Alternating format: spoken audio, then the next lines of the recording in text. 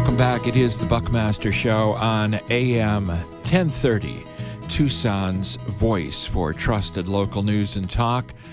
It's time for our CEO interview series on the Buckmaster Show, presented by Sun Corridor, Inc., a transformative economic development organization representing one of the most dynamic and growing major business centers in North America. Sun Corridor, Inc. is a CEO-driven regional alliance whose members aggressively champion mega regional issues that impact economic competitiveness and quality of life.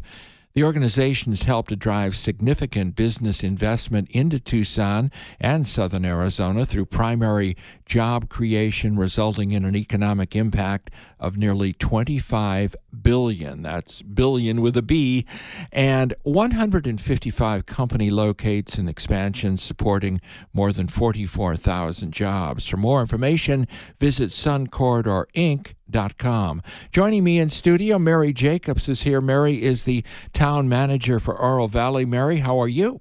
Great. Bill, thank you so much for the invitation to be on your show today. How do you like our new studios? It's amazing. It's way bigger than your previous space. Linen closet. Right, it was a linen closet for sure. Well, we're very happy to be here in the new studios now.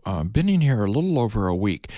Where do you think Oro Valley fits into the whole regional overall business attraction strategy that I was just talking about and articulating?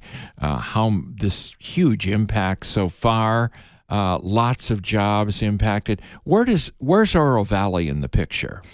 You know, that's a great question. Oro Valley is a wonderful hub for the bioscience. We've got a great cohort of amazing businesses in our innovation park area and lots of opportunities to build on that cohort. And as you know, that is one of the target areas for Sun Corridor and, frankly, the greater Tucson region. So we think we're a great partner in that area.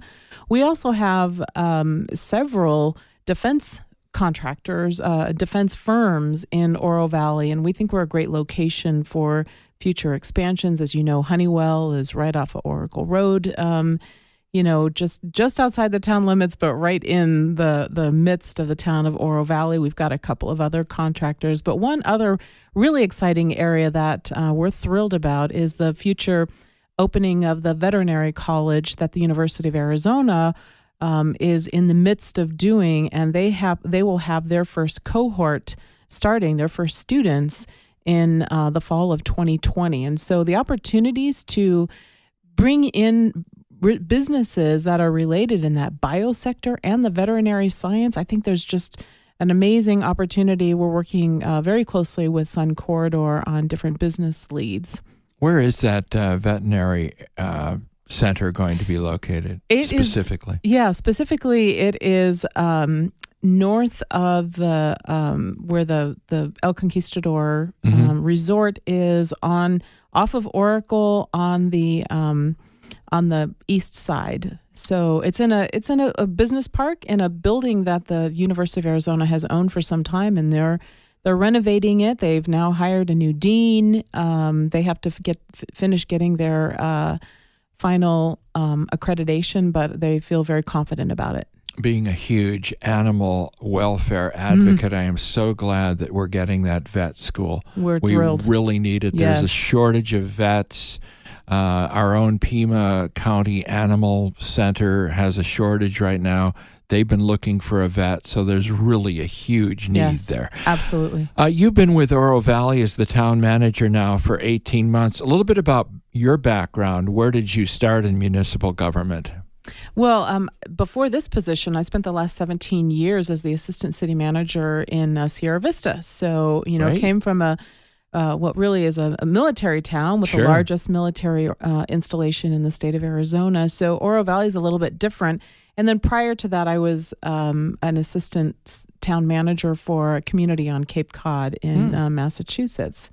But yeah, we've it's been really a tremendous opportunity to be the the manager in Oro Valley. This is my hometown. I grew up here in Tucson. Really? And went to high school here and went to the University of Arizona for my undergraduate and graduate degree. In fact, my father is a retired professor from the U of A. Very good. So what definitely area my was home. he? Agriculture. Oh. He was a soils scientist, Dr. Don Post. I'm sure people listening people will go, oh, I had Don Post. Oh, I had Dr. Post. Yeah, that name sounds very familiar. So priorities that you had set 18 months ago, where are those priorities right now, Mary, and how are you moving forward with them? Well, a couple of the areas that I really jumped on, first of all, it was really important for me to take some time to get to know the community, get to know the needs, the organization, the team. I think I'm definitely, making progress in that area. I noted right away that we needed to do a little effort in economic development. And so about a year ago, I did a little reorganization, broke up a very large department, and moved economic development in with our planning, permitting, and building functions, kind of tying them all together. And so since then, brought in a really high qualified director to oversee that operation, and he has developed a new economic development strategy. So I think that's a lot over the past year. He's only been with us for about 7 months. And then internal efficiencies is really important to me. We started an internal lean initiative for our employees that we're calling our OV Peak Performance. And if you've ever talked with some of the folks up at the state, Governor Ducey has implemented a similar type of process improvement initiative, and we're already we've trained all of our employees so far, and they're starting to just come up with some amazing ideas on how we can, using data, figure out how we do things better. And that's not just good for the community; that's good for our employees as well. And then there's, right now my focus, of course, is on working with my new council.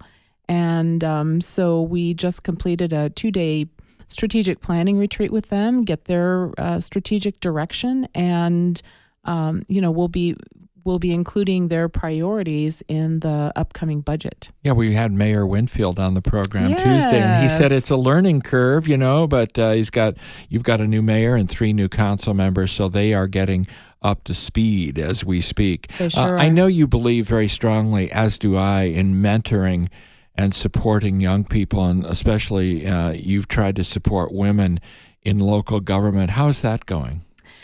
That's one of my real passions. I'm really passionate about local government. I love what I do. I love the service that we provide to our residents, and I love seeing other people get involved in local government as a career, particularly city management. So I've really spent a lot of my time and effort and career to figure out how can I reach out to others in this field.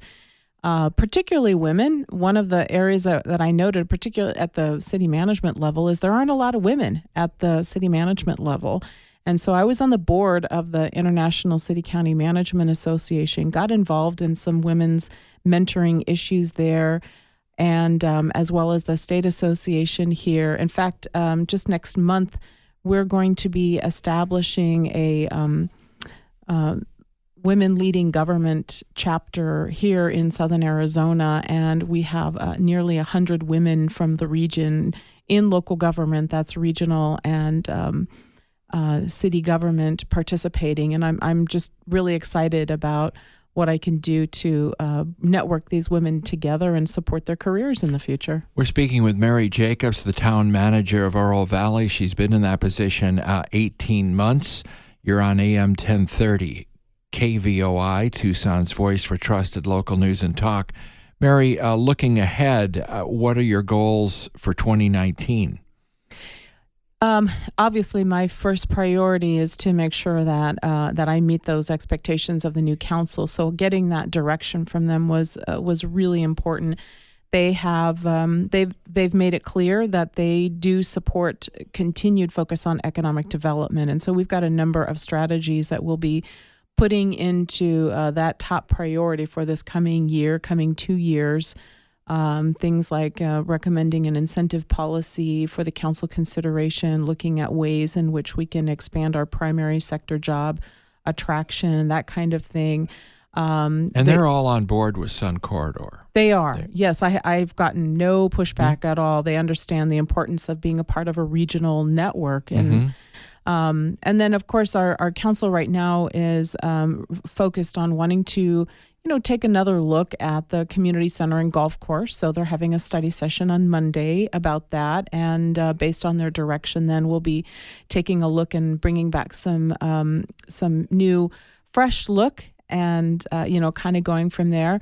Because that has kind of been the big issue driving the community in politics. It has. No. And for those that aren't in the community like myself, we kind of looked on it, and it's kind of the one thing we heard about was this issue about the golf course. Right. Yeah. It is. And we will come to a conclusion, and we'll figure out what is the best for the community. I'm confident of that.